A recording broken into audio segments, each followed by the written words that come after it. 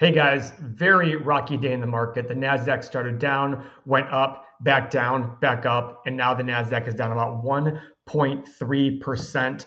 A couple companies are leading the charge on the Dow. Nike, which I own, American Express, which I own, are down. I'm going to go through them.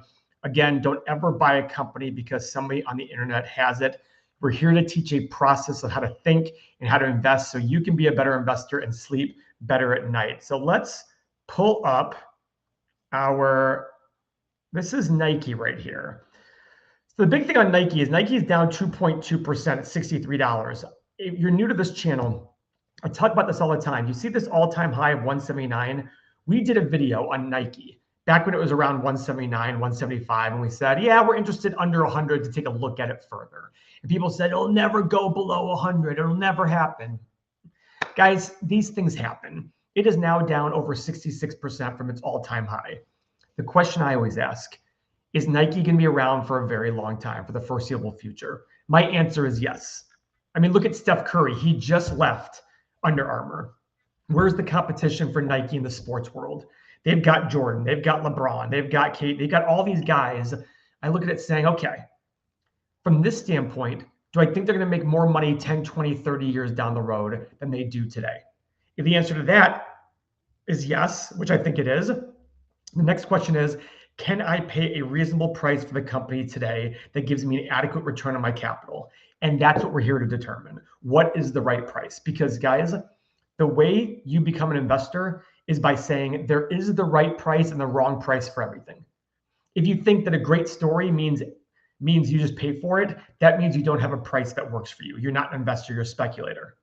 But if you think that a bad story still has a low enough price, you're an investor. That's the way I want you thinking. So for Nike, I look at this and say, okay, this company is suffering, it's down, and what's a good price for it? It's got a turnaround going on, et cetera. Okay. Before we break down the right price for Nike, let's also go look at American Express. Company is down 4.5% today. That's actually at one point it was down, about 5%. It's a company that's great. It is a phenomenal company, has pretty decent profit margins, has growing cash flow. It's a premium brand. Again, is this a good company to buy today? We don't know. We have to sit there and figure out what the future might look like for American Express. We don't know the future, but we've got to be able to make reasonable assessments about the future to determine what the right price is. And finally, another company I want to talk about, Oracle. As you guys saw, Oracle shot up big time. They gained $100 billion in value, or Larry Ellison, the CEO of Oracle, gained $100 billion over one day. And now look, the stock is coming back down. Now, on our trading channel, Mo always says that gaps fill. This was a big gap. The gap is caused because the end of one day versus the opening of another day was a big just jump up. That's a gap. Gaps fill. It was also probably the fact that the price went up very quickly, very fast. These are the things I want you to understand. In the short run, stocks are a voting machine. In the long run, they're a weighing machine. We don't know what's going to happen in the short run. How long is the short run?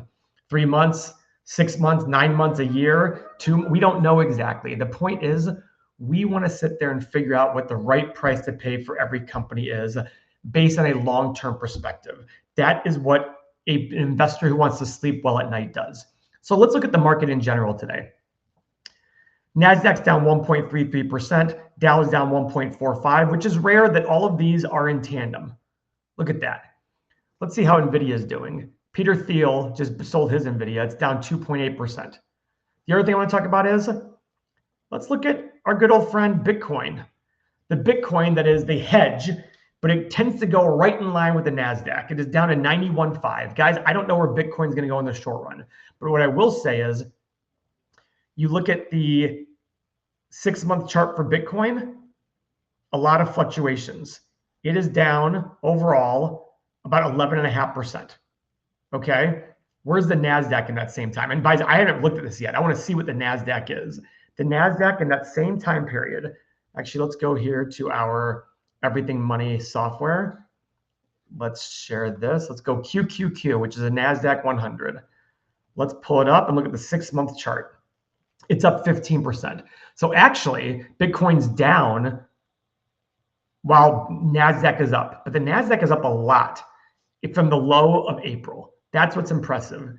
Look at this. The low of April was 409, give or take, 402 right here, April 7th, and it's now at 601. That's a 50% increase almost for a NASDAQ 100. Guys, Michael Burry just closed his fund saying the markets just don't make sense to him. A lot of people would sit there and say, well, Michael Burry's past his prime. To me, I would sit there and look at all the best investors and see what they're doing and saying. It's a tough market out there for value. It's a market in which people just think things go up because it's a great story. Remember, our fifth tenet of principle-driven investing, a great story becomes a bad investment if you pay the wrong price. That is really, really important to understand. So guys, so far, if you like what I'm saying, if you're new to watching the channel, I ask a favor of you. Subscribe to the channel if you like what I'm saying. If you don't like what I'm saying, no harm, no foul. Say whatever you want in the comments. Give me a thumbs down for all I care. But what I do want you to do is if what I'm saying makes sense, even if you don't understand it fully, but if you believe that you can pay too much of a price for a good story, we're the channel for you. You will become a better investor. You just have to learn how to value a company. So let's value this company. Let's go look at Nike and run it through our stock analyzer tool. This is what we do on Everything Money. This is what the users of our software do. They pick a company and they make assumptions about the future. The assumptions have to be reasonable. What's a good growth rate? What's profit? What's the company going to sell for in terms of PE? And then what return do we want to determine if the price is reasonable? So let's pull up the last time I did Nike. So last time I did Nike, I did a 10-year analysis, and you can do 1 to 20.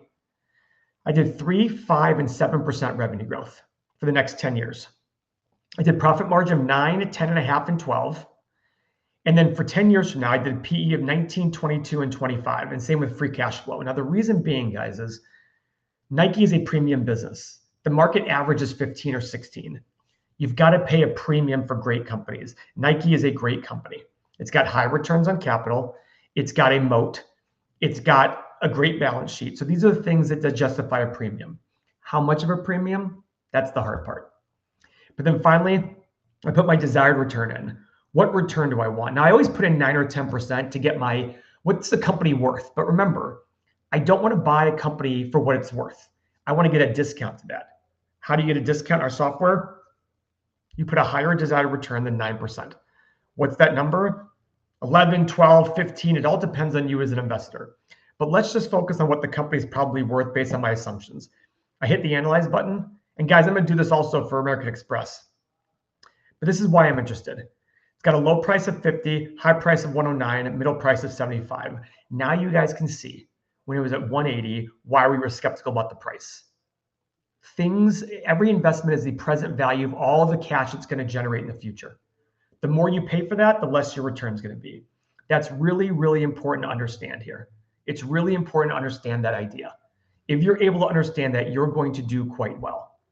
And if you have our tools here to be able to determine the right price for you, you'll be able to take the story and take the numbers and put them together. So if you're interested, if you've been watching us for a while, and you're interested in trying out the community, we have a 7-day trial. Click the link below. It's a great way to test it out. Now, here's the key, guys.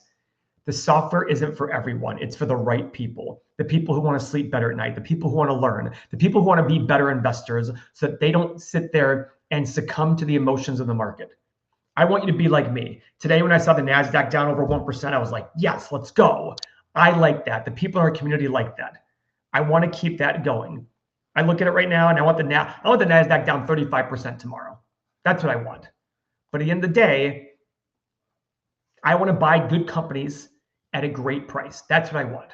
And if you want the same thing, and if you want to sit there and take away all the noise, try it out. And remember, 83% of the people who sign up for our 7-day trial buy the whole year after for a reason. It's because they know it's valuable and it helps them become better investors and gives them the knowledge and know-how to not pay attention to what's going on in the markets. So we sit here and look at this. And again, this is a great day in the market for us right now. I look at American Express. Let's see what the analysts think. I mean, look at a company that's down 5% today. Is that enough? I don't know. But the analysts think that earnings per share is going to grow from $15.46 a share this year to $22 in the next 4 years. That's almost a 40% increase. and revenue growing mid high single digits. So again, let's go to the stock analyzer tool. Let's pull up American Express. What were my assumptions I did? So guys, with American Express, I'm going to focus on free cash flow because that's the most important metric, and it's a lot higher than the profit margin. So I did 4, 7, and 10% revenue growth. I did free cash flow margin of 24, 26, and 28. I did a PE of 20, so price to free cash flow of 20, 23, and 26. And again, let's do my 9% return. I hit the analyze button. And guys, this is what's amazing to be about American Express. I actually wondered to myself, what am I missing here? Because look at these numbers. And I'm like, damn, because this company is selling close to all-time highs. But if you saw the pricing there, the middle price is like $800 a share and the all-time high is $377 just 5 days ago. It is down $40 basically in the last 5 days. But again, look at these prices on this company. $722 for the middle assumption. This is one of those things where if you're in the community, have a conversation about this. You really need to understand this. Now, guys, to recap the market, we don't know where the market's going to go in the short run. What we want to teach you is how to be prepared and to plan. That doesn't mean stop buying. Dollar cost average into low cost ETFs every single month. I do it. You should do it. But if you're buying individual stocks, be picky about what you're buying. Buy at great prices. If the stock goes lower, reevaluate, make sure your assumptions are still true. And if it's still true, you should consider buying more. That's the whole key. But you got to remember, news follows the stock price.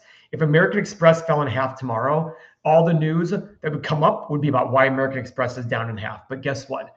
The news is probably the same as it is today. Don't get caught up in the short-term movements in the market.